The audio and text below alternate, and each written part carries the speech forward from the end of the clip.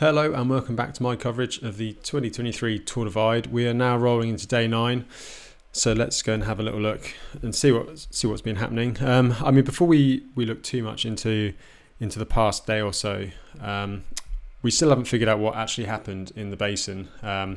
There's been some photos of 3 leaders huddled in a portaloo. But yeah, I've done a bit of research and I found out a few little bits. So this is from Justinus. Uba and Jens still be able to ride. When I come here, it's like this. And trust me, you're not able to ride this. So yeah, so that was from Justinus as he was heading. You may remember he was chasing after he had his battery issues with his rear mech. He was chasing into the basin, and yeah, they all got stuck in the mud, and he ultimately managed to catch up.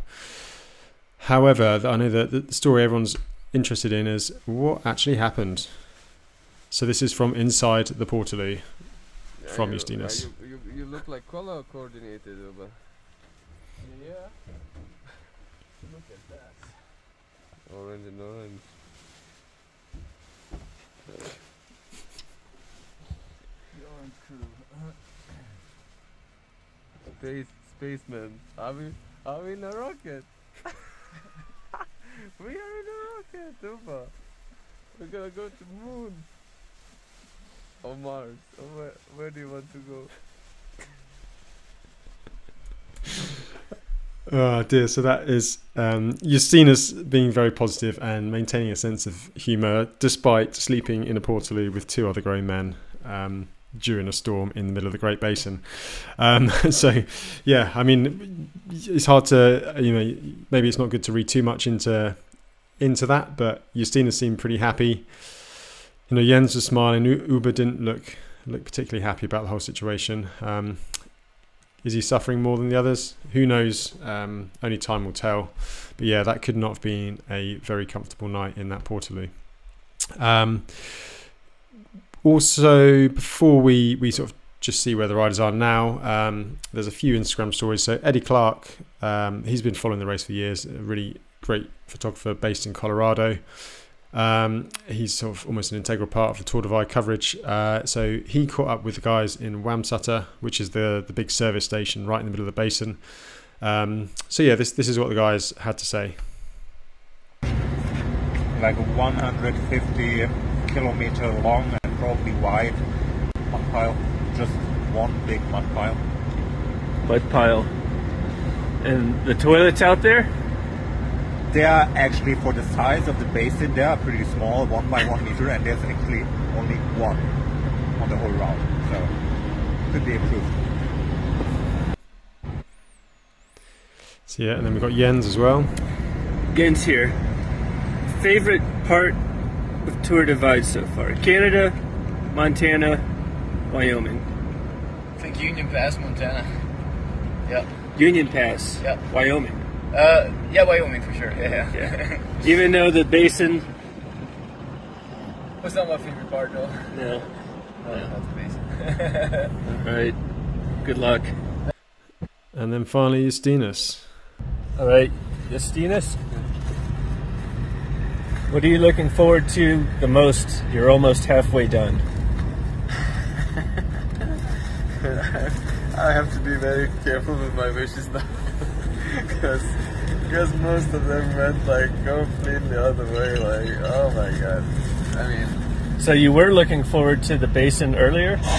I was kind of, I must admit, I mean, I heard a bit about it, and the entrance of to the basin looked very promising as I had tailwind, and I was lying until it wasn't any longer, because I...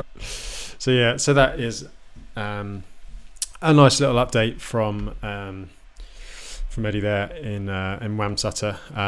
Now let's have a look at the map, see what's actually happening. So we've established that the leaders did sleep in the toilet. It sounded like hell for them, if I'm honest. They really struggled, but they pushed through, and now they're making good time into Colorado. So they stopped at Brush Mountain Lodge, which I think will be where are we now? Steamboat Springs. So yeah, Brash Mountain Lodge, which is down here, probably where these guys are now. And you have Sand Pass up and over there. It sounded like there was snow up there. This is from Ulrich's Instagram. This would have been yesterday, so we're still catching up a little bit. Snow at the top. It doesn't look too bad, to be honest. So yeah, probably a little bit of hiking and then back on the bikes down the other side. And then they have made their way through Steamboat Springs. Now, if we look at the race flow, it looks like they all took quite a substantial stop at Steamboat Springs yesterday. You can see this big flat section in the middle. They all stopped together, and their dots are actually stopped outside the bike shop there. I'd imagine their bikes are taking a real kicking. I know I'd seen photos of both Justinas and Uber's brake pads that had worn out. And I suspect, I mean, it sounds like 2 or 3 people have had issues with bottom brackets and things. It just sounds like it's been muddy the entire way, and it's just totally destroyed everyone's bikes. And you know, we're talking about the guys at the front here, but I'm sure it's the same story all the way through the field at the moment. So yeah, I guess the bike shops en route are going to do good business over the next couple of weeks or so. So yeah, they stopped, had looks like an hour and a half or so, got there about 11. And they're rolling again by like 2.5 hours stopped. So I'd imagine that might be like new chain, new cassette, new bearings in the bottom bracket, maybe new jockey wheels, new brake pads, maybe even new wheel bearings, just depending on how much of a kicking they've had. So yeah, the divide's starting to bite now. Both bikes and bodies are really feeling it, and this is where we're going to see some interesting changes with, you know, people fading or coming strong. And talking of coming strong, Stephen Leherick, he's made a really good rise up through the rankings, as has Steve Halligan. Now, Steve Halligan, he's finished 4th twice before, was ill at the start, and he's only, you know, he's not very far off the other guys at all. So it's going to be really interesting. Like early on in this race, we were talking about, you know, asking the question, had Ulrich and Justina started pushing too hard too early? Well, I think we know the answer now is that they've got a big gap. So maybe they had to do that to establish that. But are they going to start falling apart in the latter part? And are people that have maybe rested a bit more, guys like Steve Halligan, you know, he's probably too far away to close in on the lead, but he could certainly, you know, be right up there. And he could get a 3rd, 4th place finish in the Tour Divide. You never know. So yeah, on to the map. So yeah, the guys are just reaching Silverthorn. So it is currently 1:30 in the morning. And they are, well, Justinas is in Silverthorn. Ulrich is not far behind. So Justinas had pushed a bit of a gap, got 3 or 4 miles over Ulrich. And it looks like Jens has stopped further back. So we've got a series of 3 passes here out of Steamboat Springs. Looks like Jens has not gone over Ute Pass, which is a tarmac pass. Took an early stop here, so 3 hours or so. Is he going to have a longer sleep, or is he just going to sleep now? When you have a long stop like that, it can like really disrupt your rhythm, and sometimes that can, you know, can really throw you for a couple of days until you get going again. He might have just found some shelter. Looks like there may be something here, maybe a toilet block or something, and he's just decided that it's maybe cold and he wanted a decent night's sleep before he pushes on. But he's dropped back, so he is now best part of 40 odd miles off the leaders. It'd be interesting to see if his dot does start moving in the next couple of hours. He's had 3.5 hours sleep now, and these guys are still moving, so he could well close that back up again by the morning. That'd be one to look at. And then we've got our second group on the road that we discussed. We can probably say there's a second and a third group now. I imagine these guys will probably all be swapping places at some point as they come out Steamboat. So Chris Burkhardt, he's still chugging away. Not really heard much from him in terms of social media or anything like that, but he's just there getting the job done, and he keeps kind of leapfrogging and moving up nicely. Joe Nation we know about. Stephen Herrick we know making a good strong move up the field. I think there's like a trailhead and some toilet blocks up on this, around this reservoir. You ride on the track around the edge of the reservoir. I do wonder if potentially they've stopped there. We'll come into the route as always shortly. And then we've got Ezra, Steve Halligan. Again, Steve Halligan, he's storming through the field at the moment. It'd be interesting to see if he can catch these guys ahead. He knows the course, he knows what to do. I wouldn't be surprised if that's a possibility. Same goes for Lael. I mean, she's always riding strong. She's always super motivated, and she knows what she's got to do, especially coming into this latter part of the race. Further back, second place in the women's field is Katja. She's just come through Wamsutter, so she's got through the worst of the basin. And then we've got a nice little battle for third place. So we've got, well, April is closing in on Atlantic City.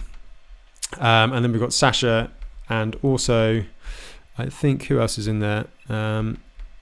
Sasha, and can't quite see, and Hannah, of course. It's Hannah. So yeah, we could have a nice three-way fight in the women's race for that final women's spot on the podium. So again, that's going to be really nice to keep an eye on. And of course, Alexandra Hochin on a single speed, still chugging away, making good ground. She's not a million miles away either. Again, she knows this course. She knows what she needs to do.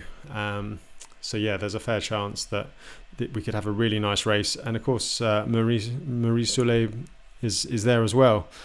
So yeah, it's getting really interesting, both right at the front and further back. We're going to have a nice little tussle for the women's podium. Before I go any further, just as usual, just say thank you to Holyfat for supporting me and enabling me to do this. So they make these lovely nut butters and nut butter based energy bars, really good fuel for these long, slow endurance efforts. A lot of calories per for your weight. So yeah, they make a few other bits and bobs as well. So check them out. I'll put the link below, and there's a little discount as well if you're interested in any of their products. So thanks again for their support. Let's have a little look at the map now, the Ryby GPS. So obviously Sarah Swallow is actually en route. She's put together this amazing guide on Ryby GPS. You've got all the points of interest. She's marked all like the water stops, shops, all the peaks. Really useful if you're doing the Tour Divide for the first time, or your experience and you just want to really dig into it. So this is the segment that the riders, or the lead riders, are on at the moment. Starts at Wamsutter, which is the gas station. I showed you the update from Eddie Clark there. Brush Mountain Lodge is around here somewhere, and we've got Sand Pass. So this is where there was a bit of snow.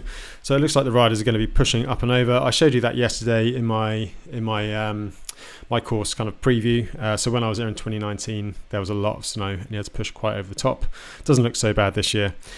So drop down into Steamboat Springs, which is, where are we on the map? Steamboat Springs, Clark, here. So Steamboat Springs is down here, and then you've got a series of 3 passes between there and Silverthorne in that 100-mile section. So you can see Steamboat Springs basically 150 miles, and Silverthorne is just past 150 miles. So 2019, I started in Brush Mountain Lodge, so about here on the profile, and I rode until about 1 in the morning. Similar kind of pace to the guys have done today, actually, and got there and got Silverthorne. So it's a fairly big old day. The 3 passes, there's Lynx, Gore, and Ute. Now Lynx and Gore, I never actually really figured out when I was riding which was which. It's kind of one of those the passes you don't really realise you're climbing. It's kind of just a bit up and down and changing, and you can see the gradient is changing all the time here. And there's 2 little peaks in there. So yeah, it's kind of an interesting one. I've got some video from the way up out of Steamboat. Let me just find it for you. So yeah, you climb up out Steamboat, and this is where I think Joe Nation and Steve Halligan are at the moment, around this area. So you're riding on this kind of cinder path around the lake. Thing to bear in mind now is we're getting into altitude. We're now well into Colorado. So they're going to be around the 2,000 meter mark as a minimum most of the time. And tomorrow they're going to be going up Boreas Pass, which is I think is the second highest pass on the route. If we just look at this, so 10,000 meters, 10,000 foot is just over 3,000 meters. So if we get this little line up, so Yeah, so 3,000 meters. You know, even Ute Pass is going to be touching 3,000 meters, and then Boreas is going to be 3.5, and then you can see they're going to be leveling out well over 2,500 meters for the next day or so. So the altitude is going to start to bite. Is that going to have some effects on some of the riders? You don't know at this stage of the Tour Divide. I mean, fatigue is a big thing as well. Sometimes you don't know if it's altitude or just general fatigue that's going to be affecting you. So anyway, yeah, you go up over the lakes here, and then there's this kind of like double pass. Once you get at the top, the first one, from what I remember, Lynx. This is a little bit fuzzy in my memory. So Lynx is the wildest of the lot. So there's well, not a big river crossing, but a river crossing at the top, which was pretty wild in 2019 as there was a lot of water coming down. I know Steve Halligan had to stop here because it was so high. He couldn't walk through it. So yeah, I don't know what it's like at the moment, but they don't seem to have any problems up there. And then you're onto Gore, which is kind of dirt road, and then onto Ute, which is tarmac, and you're tarmac all the way into Silverthorne. But yeah, you're up in the mountains here. There's just, I love this. It was just amazing. You're on these pretty well maintained dirt roads, so mud shouldn't be too much of an issue. And then once you hit Ute, you're on the tarmac. So yeah, just big wide open landscapes with the mountains in the background. Some pretty wild weather up there if you get caught, I'd imagine. And the weather could play a role still. I've not seen a fixed forecast, but I've heard reports it's pretty cold and it's kind of a little bit rainy, a bit miserable, a bit changeable. There might be snow up on some of the passes coming up as well. So that's going to be interesting to see what happens. So yeah, so the riders will be pleased to finally have a bit of fast rolling tarmac. So this will be Ute Pass that I'm just hovering over on the map at the moment. So you can see there's a long bit of tarmac, and then it's a gradual climb up to Breckenridge. It doesn't feel that fast just because it is such a gradual climb. Silverthorne, there's all the resupply. Now resupply is going to be fairly easy for them for this next little bit. 24-hour stuff in Silverthorne, hotels and stuff. Then you've got Frisco, Breckenridge. So yeah, there's quite a window of opportunity to stock up before you hit Boreas, which is, I think it's the second highest pass on the race, as I've already said. Should have a little video of Boreas for you. So Boreas Pass is actually, it's not too bad. It's pretty high, but it's on railway grade. I think there used to be a train track going up there. So yeah, despite the altitude, it's pretty simple and straightforward. It doesn't look like it could get that muddy. I might be wrong, but just judging from the surface, it should be all right. And then of course at the top there is a trail. If you miss the single track and go all the way down, you'll be in trouble because it's a long way back up again. So yeah, so that is what is coming up for the riders. Let me just have a little look. I've got a few more Instagram stories. So Katja, second place in the women's field. Sounded like she got brake hoses. Remember she had problems with that. She got that sorted in Pinedale. And yeah, this is the Portaloo where our three leaders stopped. So it's not even stood straight. It's on a trailer in the middle of the basin, and this is where they sat. And imagine if a storm was coming in, that would have been the highest thing for miles around. So I'm sure it was not a pleasant experience. I imagine it's like when you're in a tent and you're camping and it's raining and it sounds a billion times worse than it actually is. So I mean, it's one of those amusing stories. I think the guys were in quite a lot of distress when they were out there, and you know, it must have been pretty damn bad if the three of you wanted to stay in there for 10 hours.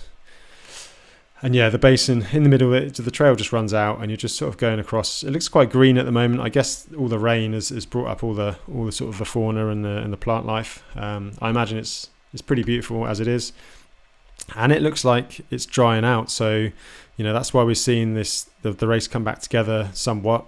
The guys behind, you know, a day of sunshine and wind, and it's like a motorway again. So yeah, that is the Great Basin.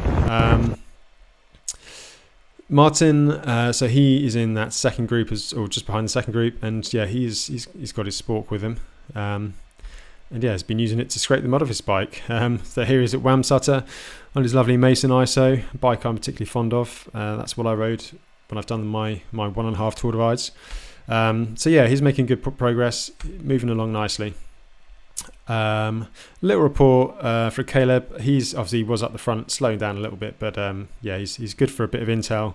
So let's see what the guys kind of probably sort of the guys and girls 10th to 15 and sort of 10th upwards, and probably what the sort of the rest of the pack are going to experience over the next couple of days. Well, folks, there was supposed to be a tailwind today, and I'm currently rolling at 19 miles per hour. I don't know if you can tell, but there's little to no wind noise, which means the wind is blowing at least around 19 miles per hour at my back right now. I'm headed almost directly east, which is exactly what you want for a day like today crossing the Great Basin. So yeah, it sounds like favourable winds at the moment. This was yesterday, but I guess things can change, but seems like the worst of the storm has passed, so the guys further back are going to have an easier time. Finally, I'll round up today. I appreciate I'm still focusing a bit on the front of the race, but there's just so much going on at the moment, it's hard to keep track of things. If you do have any kind of really interesting stories from the mid-pack and further back, then just do let me know either on Instagram or in the comments, and I'll try and feature a little bit more. So Alex Howes, you remember, former World Tour Pro, he's been having issues. He keeps breaking spokes at an alarming rate in his rear wheel. So he's basically had to hitch, he got some spokes mailed to him. His wheel finally gave up. He had to hitch a ride to a hotel further down the route, pick up his spokes, then hitch a ride back again. And then he's built his wheel up. There we go. Hitching a ride in the back of a truck. So yeah, it's probably best if you check out his Instagram for all the details. And now he is rebuilding his wheel, and hopefully he's going to be rolling again. So yeah, look at that. homemade Truing rim, Truing jig, little valve core, a valve stem, and his light fixed to his thing to get the trueness sorted out. And that's not a bad job, to be fair. So yeah, good on you, Alex. Still going, not quit, and you're back rolling. So yeah, that is everything I have for the Tour Divide at the moment. The race is still on at the front. It's going to be really interesting to see how the next few days develop through Colorado. Is the weather going to play any more havoc with everyone? Who knows? I'm sure we'll find out soon enough. Thanks for watching. Give us a subscribe if you haven't done it already, and you'll be able to you won't miss anything. I've actually done a little bike check video on some of the bikes of the main protagonists, and kind of just asked a few questions about what the best bike is for Tour Divide. So that'll be live now. I'll put that link in this description, and I'll see you tomorrow for day 10 of the Tour Divide. So see you then.